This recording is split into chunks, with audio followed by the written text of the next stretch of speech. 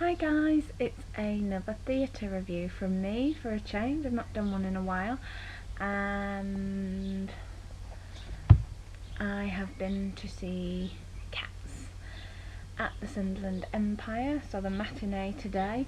I've got in from it literally just about, and it was pretty awesome. I hadn't seen it since 2006, I think it was, in Liverpool. I've got the sun on my face, haven't I, again? Fucking hell. Sorry for my language. But yeah, it was awesome. Like, the cast are phenomenal, the dancing is amazing, the acting. I was sat on the front row of the stalls, and yeah, I didn't expect to have so many cats come right up in front of me and scare the cack out of me and like frighten me half to death and just stare at you. Cats do. The naming of cats is a difficult matter. Yeah. So I'll just go through the cast. I had two understudies on today, I think. It was Barry Haywood was on as Bustopher Jones / Gus / Growl Tiger, and then I had Ian Parsons on as Alonzo today. So yeah, Dawn Williams, I'm going to go back to front like alphabetically in the poem. Dawn Williams as Jemima, I love her. She's got this really wide open face, it's really innocent, very sweet, and her joining in with Joanna and Pill in Memory in the second time was just like really amazing. And then at the beginning of that too, where she sings a bit about happiness after Old Deuteronomy, loved her. Loved all the kittens. Katie Warsop as Rumpelteazer was hilarious. She's got this funny laugh and she works really well with Barnaby Thompson, who plays Mungo Jerry, and their number was just brilliant, like the pair of them. Yeah, just hilarious, and it's fun to watch like all the cats because they're all doing something different. You know, you've got to look everywhere because they're all doing catty things. And but yeah, those two were brilliant. Barnaby as seen in Legally Blonde, so it was nice to see him in this. And like I said, their number, like, I don't know how they do those spins where they like get hold of one another and they just like catapult, you know, round the stage. It's amazing. Oliver Saville, he plays Rum Tum Tugger, and he was hilarious. He's like the big cat about the town, showing off, and all the kittens and female cats really fancy him, and he like totally played up to that, and he totally played on the female audience members as well. There's one point in his number where he jumped off the stage and came onto the row behind me and was like sat next to this elderly woman, like, yeah, you enjoy the show, yeah, it's good this, yeah, we'll watch them, we'll carry on, and just, yeah. It was hilarious. Claire Rickard as Jelly Loram and Griddlebone, she was really good. There was a moment where she came in front of me and was like looking at me, I think when she was with Asparagus towards the end, and she went like, you know, she's being cat like with her hand like claw, and I put my hand like that in a cat-like movement introduction. I did that to the girl that played Tantamile as well. Tantamile did that to me in the curtain call. That was quite cool as well. Alice Redmond as Jenny Anydots. She's got a really cute number, like as a first number to open up the introduction to all the cats, you know, like she's the first one. Nicholas Pound as Old Deuteronomy. He's really awesome as well. He's got this, he doesn't act like an old Deuteronomy. He moves quite quick for an old cat that's supposedly like 99 or whatever. But he's got a very old sounding voice, and he sounds really good, and he acts really well, and yeah, I could totally like see him as the grandfather leader cat of them all. And then in the interval, because his costume's so massive and whatever, he doesn't go off stage with the other cats and has a break. He sits on the stage and some guy brings him a water bottle and a towel, and then he just sits there in full makeup and full costume under these glaring lights, and people can go up on stage and get their programme or their souvenir brochure signed, which I did. I was like the first one up. I was like, no one else knows to go up, so I'm going to do it. and so he signed with love, old Doot. Yeah, he's really nice as well. He's like really good to chat to, because I was the first one up and no one else seemed to be coming up. I got to have like a good few minutes banter with him.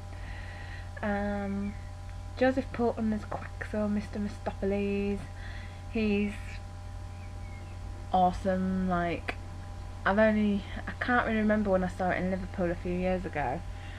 And I've only seen the video, and of course the video has all those special effects where he like comes down from the ceiling at the beginning of his song and then like disappears in a flash of lights, but obviously that's so not going to happen on stage.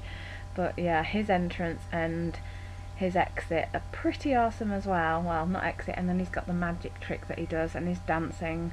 The dancing for all of them was spectacular, but he's got a few tricks up his sleeve.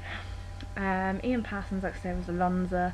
Not one of the main cats, like he doesn't get a song or anything, but he's interacting. You could see him interacting with all the other cats. They all interact and mix, and they play and they banter and they scratch and fight and stuff, and he was well into that. Ben Palmer's Munkerstrap.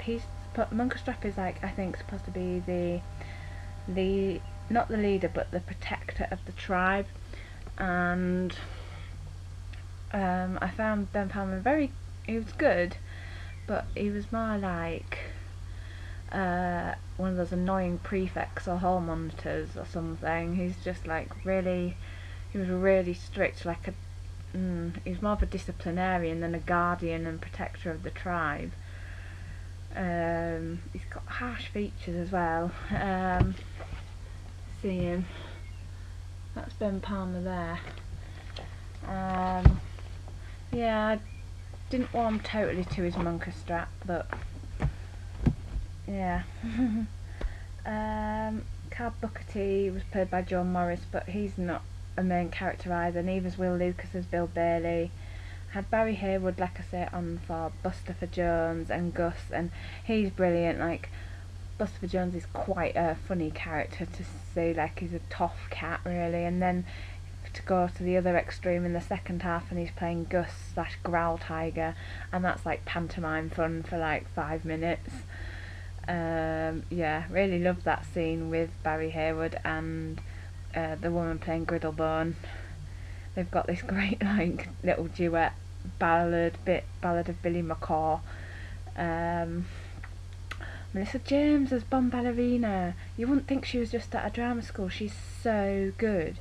Like her and Lily Fraser, who plays Demeter, they dance together and sing together so well in The Cavity, and they're like a little two friendship, you know, duo that you see. Like they're always together on the stage and hanging around each other, and yeah, both of them are just awesome. Like, I love the sound of Melissa James's voice. She's got this very rich tone to her voice, and it's just, I could listen to it all day. Lizzie Franklin was Tantamile. She was the one I did the cat paw to. You gotta go like that. And yeah, that's how the cats introduce themselves. They'll go like so I'm totally getting in on that. Yeah, she works well with the guy playing Corey Copat, that because they're like Siamese twins, so they do everything the same, like together and stuff, and yeah, they're a good pairing. Ross Phineas Skimbleshanks. I don't think his leotard's very flattering. He's brilliant as Skimbleshanks, but yeah, his costume's just not very flattering. He's got a bit of a paunch.